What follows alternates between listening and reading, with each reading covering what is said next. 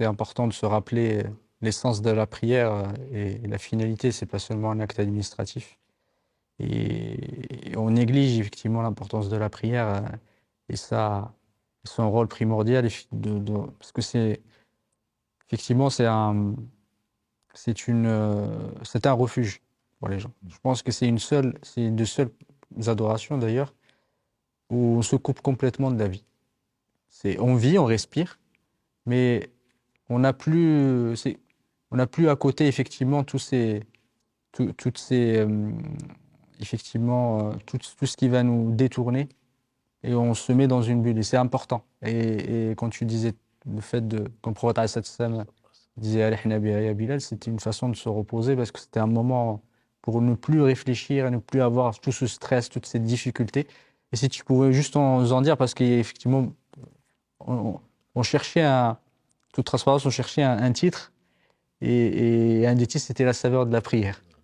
Et si tu pouvais juste en dire quelque chose pour encourager effectivement les personnes à revenir à la prière. Sans les décourager, comme tu dis, parce qu'on va dire, bon, vous parlez de choses qui sont extraterrestres. Moi, je ne suis jamais arrivé à ça.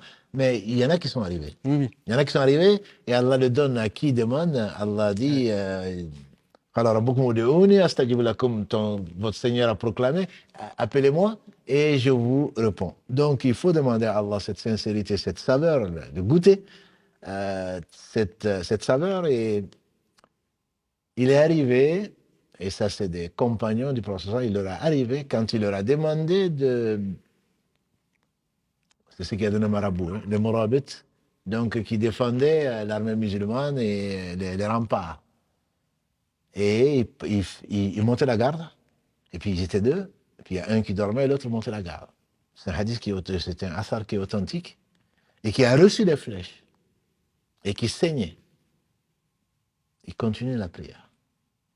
Et quand, finalement, il a vu qu'il saignait beaucoup, il a réveillé son voisin. Et l'autre qui s'est affolé, mais pourquoi tu ne m'as pas réveillé avant? Il dit, si je ne craignais que l'ennemi ne rentre, je ne t'aurais pas réveillé. Parce que je suis avec Allah. Donc le takbirat al-ihram, c'est ce qu'on appelle donc l'entrée à la prière, la clé même de la clé de la prière, c'est la purification. Mais l'entrée dans la prière, c'est une fois que tu dis Allahu Akbar, Allah est le plus grand, le monde et tout ce qu'il contient, il est derrière. Oui, c'est pour ça que ça s'appelle takbirat al-ihram. Exactement. Le ihram, oui. Donc, voulant dire donc que la sacralité. Exactement. Le takbir, la sacralisation, ça veut dire que tout le monde de ce qu'il contient est derrière soi. Et comme l'a dit le prophète sallam, quand on appelle à la prière, Satan s'en va, fuit, en jetant un pet, mais une fois que tu dis Allahu Akbar, il vient, etc. Mais ça veut dire que tu as mis le monde de ce qui contient derrière toi, et que tu es en face d'Allah subhanahu wa ta'ala, ce qui te fait que tu es devant le Seigneur du monde, comme je disais, qui es-tu? Quand tu te mets devant un moustique ou tu te mets devant une fourmi, tu me diras, tu n'as rien à faire, tu deviens un poète. Mais quand tu te mets devant une fourmi, tu te dis, mais je peux l'écraser, je peux faire ceci, je peux faire cela. Mais quand tu imagines que le Seigneur du monde, subhanahu wa ta'ala, que tu ne représentes même pas un grain de sable, tu n'en vaux même pas, et que le Seigneur du monde, quand tu es dans la prière, il t'écoute et il te répond. On se demande comment est-ce que on peut prier comme on entend parfois, Alhamdulillah, Rabbil Alamin, Amin. On se demande, c'est le Seigneur des mondes.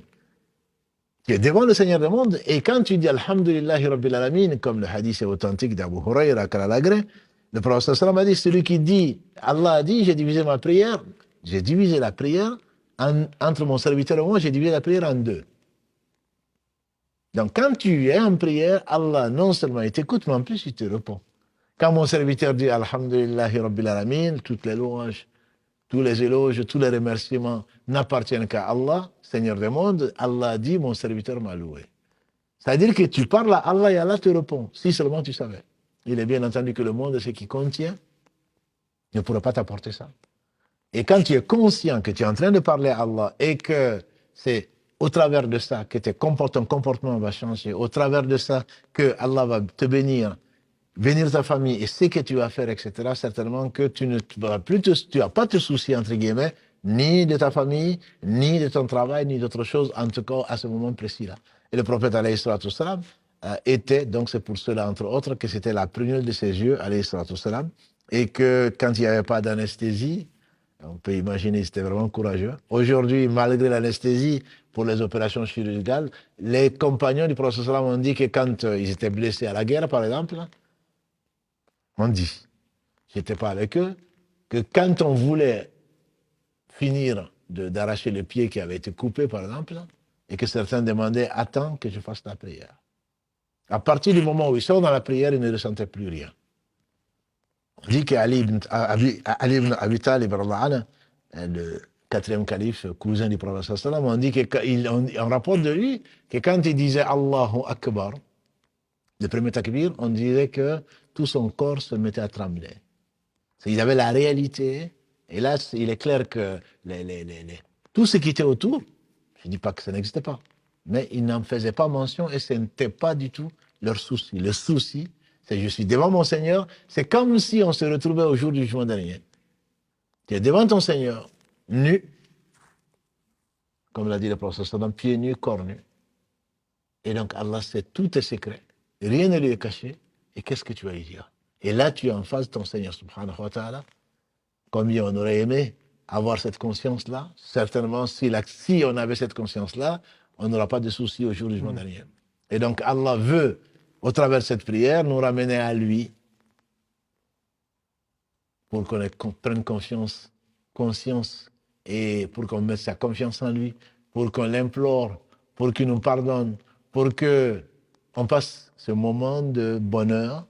Et certainement, c'est le meilleur des moments pendant cette période, donc entre deux prières, qui fait que celui qui est vraiment dans la prière a un goût, comme le disait Ibn Qayyim, la saveur de la prière, depuis la préparation de la prière jusqu'au salam.